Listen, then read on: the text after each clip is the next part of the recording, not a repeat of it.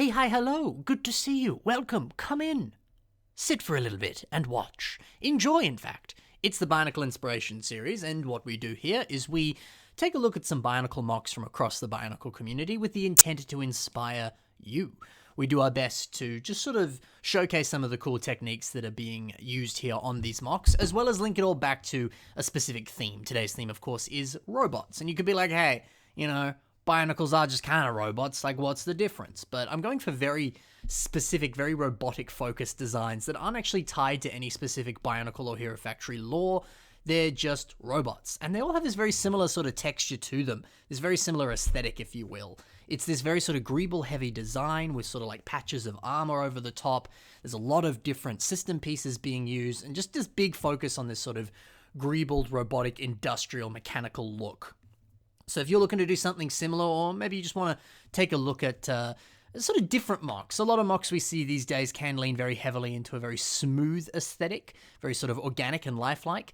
But I think it's nice to look at some different approaches to building, going very greeble heavy, robotic and industrial. So that's what we're going to focus on today, and hopefully that can inspire you for some of the stuff you might be building yourself. So let's begin. The first MOC we've got today is by Anthony Wilson, and this is RF-029 Scorch. This is sort of like a flamethrower-y, fire pyromaniac kind of robot guy. Looks like maybe some sort of like war-based character of sorts. This was actually a part of a larger kind of robotic collab that Anthony and a bunch of other people put together and did. I'd be happy to do an episode specifically spotlighting this collab. I just did a bunch of collab episodes, so I want to just do something a bit different. But hey, if there's interest to talk about those ones, I certainly will. But what sort of stuff is going on here with Anthony's MOC? Well, the thing that immediately grabbed me is, like I said, the flamethrower stuff. And I love this little tiny detail. You can notice it here on the guns, as well as on the yellow barrels on the back. There's that little white sort of 1x1 round tile piece, and it's got a little flame printed on the top of it there. I love that little detail. I don't specifically know where those flame printed tiles came from. I imagine they came from some of the DOT sets. But there's a lot of different sets that come with a lot of little printed tiles and things these days, and those DOT sets specifically have so many different patterns and prints all over them, so not 100% sure. But regardless, hey, maybe it's worth picking up some of those DOT sets to use them in a very similar fashion to this. And I adore this. I love this idea. The fact that it's just a little label like, oh, hey, this is a gun. It produces fire. Be aware of that, which you see that pretty typically on those sorts of weapons or, any sort of, machine or weapon or whatever that you might come across, a power tool perhaps in the real world. It has a bunch of warnings on it, symbols and icons and things. So I really, really like that little tiny detail there. It's, it's subtle. It doesn't do much, but yet it does so much at the same time.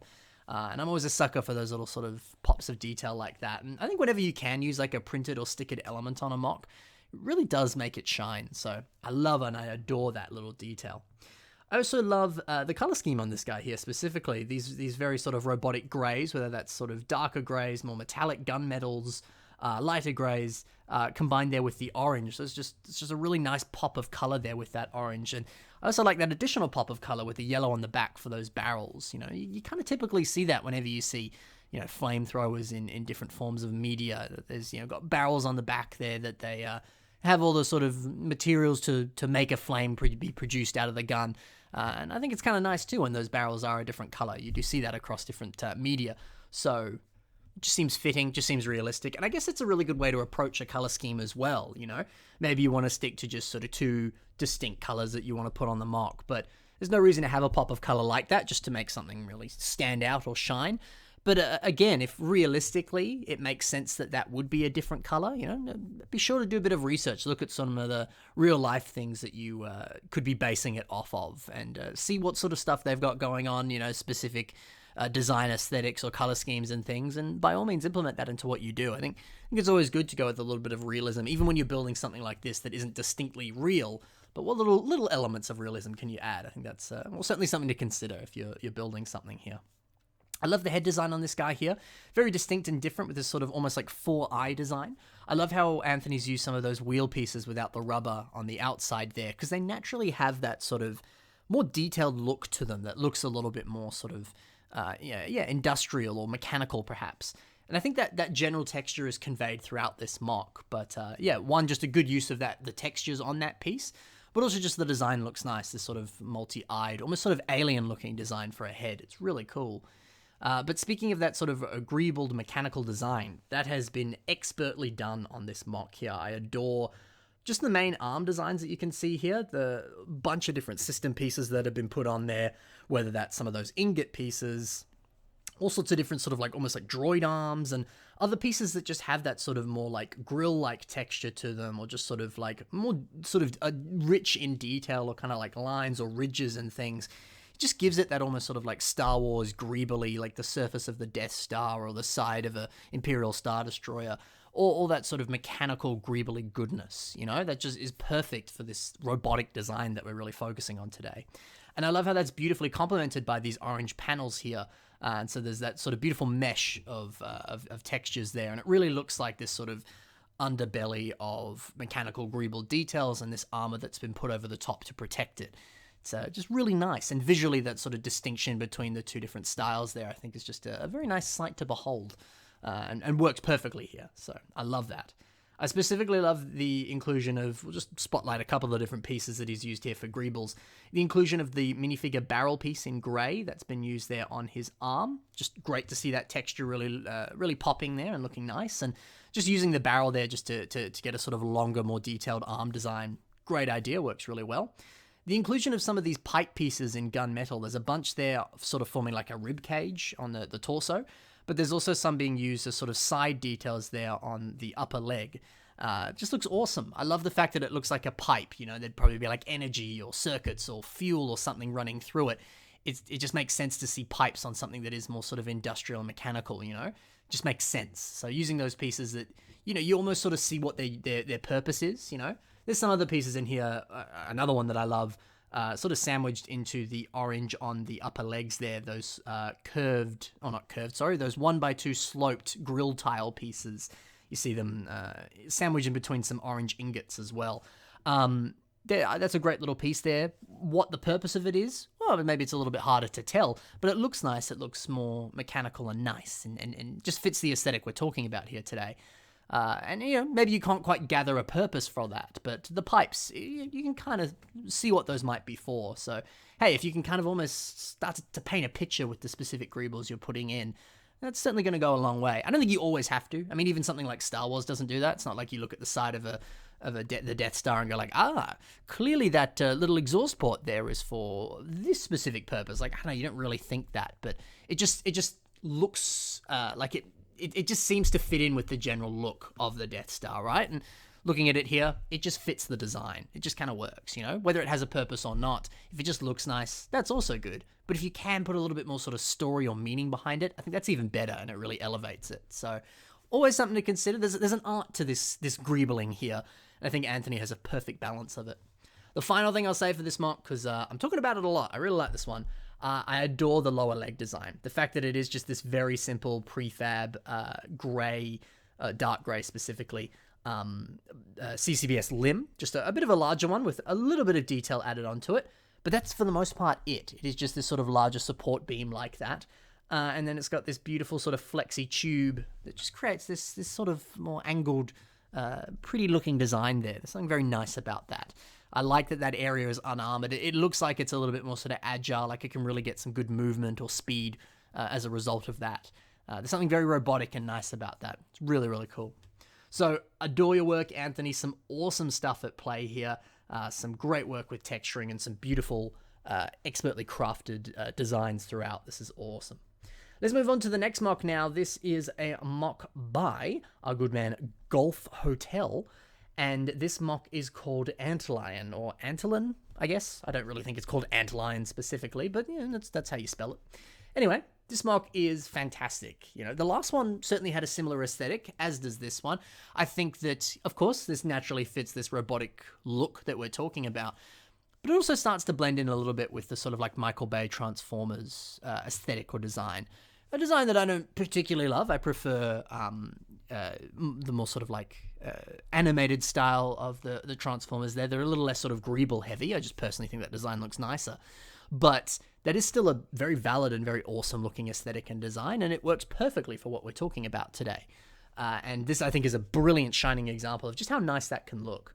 But I certainly think, hey, if you want to take a look at this design, by all means, maybe watch some of those Transformers movies, maybe look at some of the concept art, or study some of the different character designs from those movies, because some of them are really awesome designs, actually, and it's certainly worth using them as a way to get a bit of inspiration. Nothing wrong with doing a bit of a Google, bit of research before you start something, because I find that myself. Like, there's a couple of MOCs I'm working on right now, and I hit a bit of a roadblock with it, and I'm like, oh, what's missing? And I'm like, I just need to do a bit of research. I need to get some ideas into my head. I know what I want to build, but I don't know how certain things look, or how this specific thing would interact with that. So do a bit of research on what I'm looking up, and I go, actually, that makes more sense now, you know? So always worth doing a bit of research if you need some further ideas.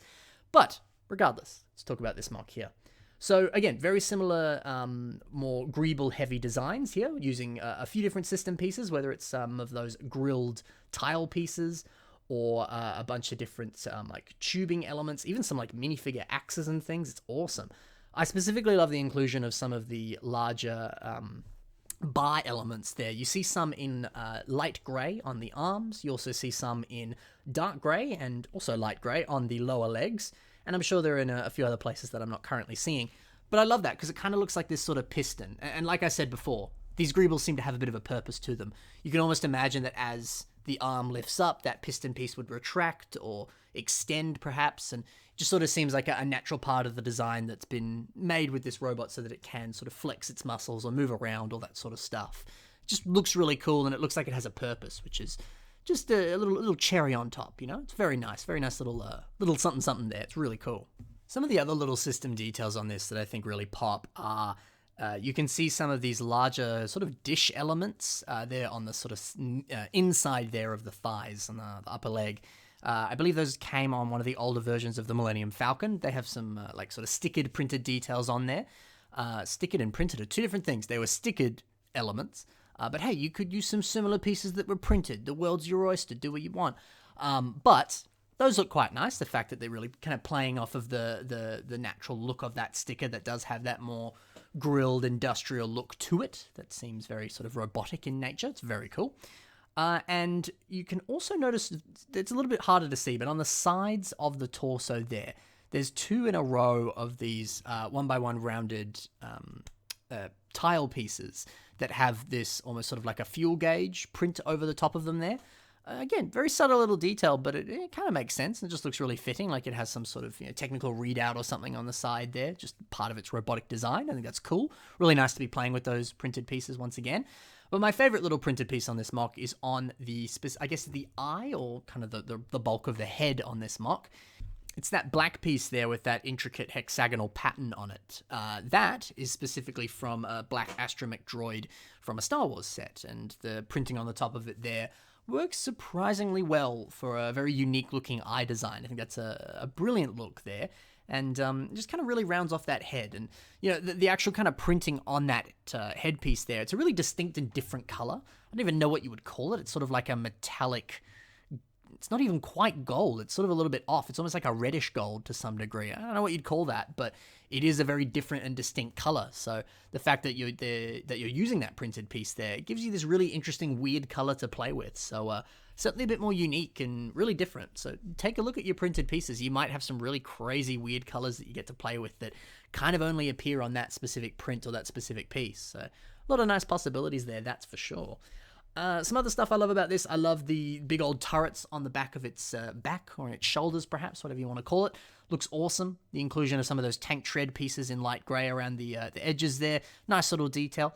And I like the fact that the arms are more primarily grey, whether that's the fact that they're just unarmored, or maybe that they got sliced off in combat and now he's got some replacement robotic techno hands of sorts. I don't know, but I don't know. I think it kind of works. I think it looks pretty cool. But yeah, overall, really, really solid design to this guy. He looks pretty awesome. Let's move on to the next MOC now. This is by Mucus Drizzle, and this is called Elemental Unit 1, Obsidian Valkyrie. So I like this MOC, but it's got that sort of slightly different robotics look to it. The other two that we saw before, very heavily greebled, not really that smooth in nature, except for some of the armored elements. This one here doesn't really have that robotic look to it with the more greeble-heavy design. it's a little bit more organic, but it's still very obviously a robot. So I wanted to speak about like what specifically causes it to still have that very obviously robotic look that isn't really Bionicle, that isn't really Hero Factory. It's distinctly in its own little area of roboticness, for lack of a better term. So what is it that does that? Well, I think immediately the head design is something that really grabs me on this. It looks very obviously robotic. The fact that it's got two different eyes there. One is just this big old red dot, and it's sort of slightly higher than the other eye. And then the other one there is this sort of on the side kind of rectangle there. And it is a little lower, like I said. It just looks more robotic, just the eyes alone, but also the general bulk of the head, that it is sort of flatter at the top and kind of more rounded and bulked out on the outside there. It does have that more robotic, distinct look to it that is very different from that of a typical human head. And so as a result, it makes it look more like a robot, you know? Just it pops. It looks really cool. Also taking a look at the grey arm there, the fact that the top there is not armored and it looks a little bit more kind of exposed, more detailed in nature there. And there's none of that smooth looking armor over the top of it. It gives it a more robotic flair. But also the fact that this arm, the lower arm there, how it kind of bulks out and it looks like that of a jet engine, because, I mean, that's what the piece is. It is a Lego jet engine piece.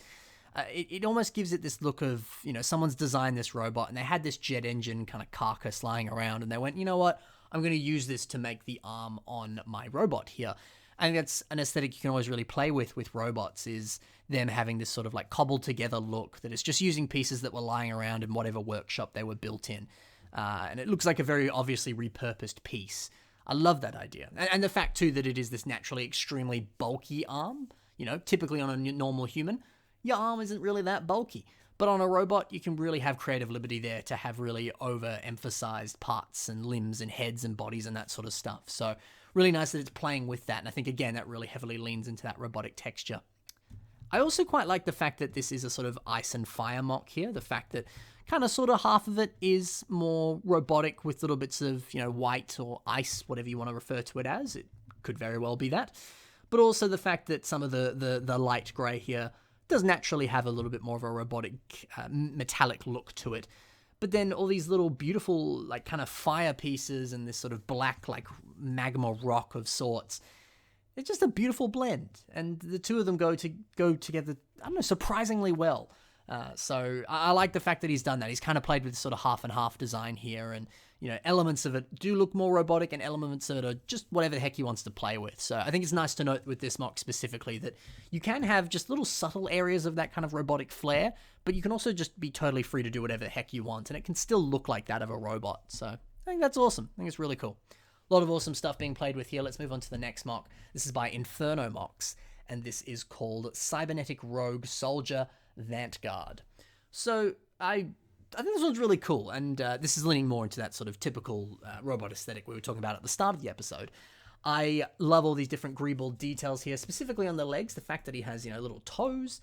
The fact that he's got, again, a lot more sort of system greebles and things. But also specifically the kind of texture blocking on this. The fact that some of this dark tan armor is distinctly over the top of all of these dark grey greebled robotic details here. It really makes it look like that's what almost like his skin looks like, and over the top he has this armor. There's not really any times here where there is the greebled dark bluish grey texture over the top of the dark tan. And so as a result, it really paints this picture that he is this robotic being with armor over the top, and possibly like a military robot with the fact that he's got the gun and just kind of the general look of him as well. Just a perfect way to be doing, to focus on kind of layering your textures and layering your colors. It just makes for a more visually distinct, clear, and beautiful looking design as a result. So that's pretty awesome. The gun on this is also fantastic. Some of the poses that he's got him in here, just sort of looking through the scope and, you know, doing all sorts of craziness with it. I think it really gives this mock a lot of character. So, hey, if you do build a mock and you design it to be very posable, by all means, take pictures of it posing, because it just adds so much life to the character, you know? And I think that's something that's really important to do, because it kind of just brings your mock to life, you know? If you want to just take one singular picture and post that, there's nothing wrong with it. But by all means, if you can, if it has the capability to get some poses going, certainly worth playing with it, because I personally love seeing it. So if you want to make old Ben Cossy happy, that's a way to do it. But yeah, love your work there. That's fantastic. I also like this general kind of cone head design, which I think is a bit of a like term these days. People do refer to MOCs that use these Hero Factory like shell pieces. Oh, maybe it's shell head is the term, or cone head. I don't know. I feel like I've heard that term before. Regardless, though, I always think it looks cool. I know some people can be a little bit naff about how that looks, but yeah, that's completely up to you. But still, I think it's great. I think it very, very strongly looks like that of a robot, and the fact that you can just insert a little beautiful accent of the translucent sort of darker green there for the mono eye on this guy here. That's beautiful. It's just a nice little way to have an extra pop of color, and there's just something really nice about it. So, personal opinion there, I think that's just a great way to do a head design. And it's simple, it's easy, it's not using too many pieces, and yeah, you have to find a way to connect it to the back, and maybe you want to sort of fill in some of the back of the head as well, but hey, that can be really fun and easy to do at the same time. So hey, if you want to do a head design like that, I think like it looks here, it's a pretty cool way of doing it. So, love your work. Let's move on to the final mock today. This is by that is exactly how it's pronounced. I promise you. You don't need to fact check me on that. And this mock didn't have a name on Instagram. There was nothing but hashtags in the description. So I called it Cyberbeast. But you can call it whatever you want. Anyway, this mock here I think is exquisite. I think this is a beautiful blend of organic and that robotic texture that we've been talking about today. And also I just really love the idea of a sort of beast or creature that, you know, almost got like Darth Maul or Darth Vader, that, I don't know, somehow they got hurt in battle and they've been replaced with other cybernetic robotic details, and now they're more machine than beast now, but it looks cool. It looks awesome. And so I think this design's fantastic. The head there is from the Sir Fanger Ultra Build Lego Chima wave of construction sets, a bit of a more obscure wave of sets, but still a really cool one with some beautiful pieces, just like that head here. And when it's combined with all those different, very smooth, white Hero Factory pieces there, it really does look like that of a sort of, I don't know, saber-toothed tiger, animal, beast, crazy thing, whatever you want it to be. It looks awesome. And I love how there's that distinction there between a more sort of almost like third organic look versus this purely robotic design. How's he done that? Well, when you take a look at the more robotic areas of this, the spine, the back legs, the tail, there's a lot of natural gaps in there. There's also a lot more sort of robotic looking pieces that seem to look more like kind of pistons or other industrial details and things. But when we look at the more white areas of this mock, the more sort of fur, for lack of a better term, may not specifically be fur, could actually just be armor of sorts, but we're going to say fur for now. That's not really that gappy. All the areas of it are really well sculpted and shaped. There's no sort of gaps or holes in between the different limbs or other elements of this. And so it looks more sort of realistic, more organic, more human. Not that it's human in this, more sentient, for lack of a better term. So that distinction there, the fact that, you know, in real life, you wouldn't have just weird gaps poking through your different limbs and body parts. You have a more sort of smooth, natural flow to the way that you look. So that's been reflected here. But then when you get to the robotic areas, yeah, sure, there'd probably be a few gaps here and there, a few little missing things, and some more, you know, robotic-focused areas, all that sort of stuff. It just kind of naturally makes sense. So it's kind of finding what you want the different textures to look like, and then really focusing on that and finding kind of the complete opposite of it for the complete opposite areas. You know, really playing with the contrast. How can you make it different but still make it work? I love that. I adore that. Something else I love is this sort of spiked design along its back there.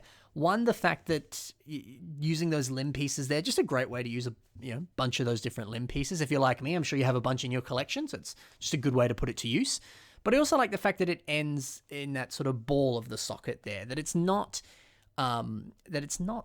like spiky, because obviously these are spikes on its back. You could somehow find a way to make it look a bit more spikier. I don't know, I really like the fact that it's not. There's something that does look even more robotic and designed and mechanical to it, more industrial, you know?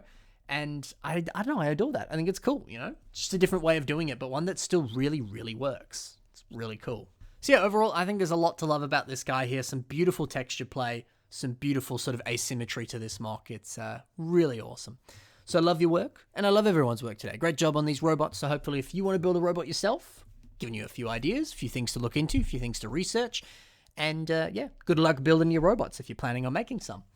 Anyway, that's it for today's episode of the Bionicle Inspiration Series. If you want to submit some of your own mocks to the show, Here's the submission email on your screen right now. It's also in the description below. So if you want to copy and paste that, put it in an email, all that sort of stuff, you can do so.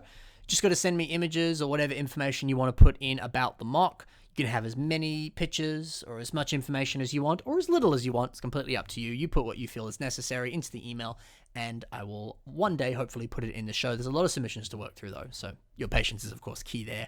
Pretty please.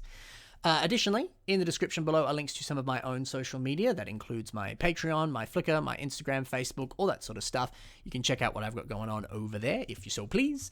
And finally, if you want to see some of the other stuff that these builders have done, be sure to check the links in the description below, because they've done some absolutely incredible work, and I definitely recommend that you check out some of the other stuff they've done. Maybe leave a comment, maybe leave a like, whatever you want to do, put it on their stuff. They deserve that. All right, thank you very much for watching. I hope you enjoyed. Happy building. Bye for now.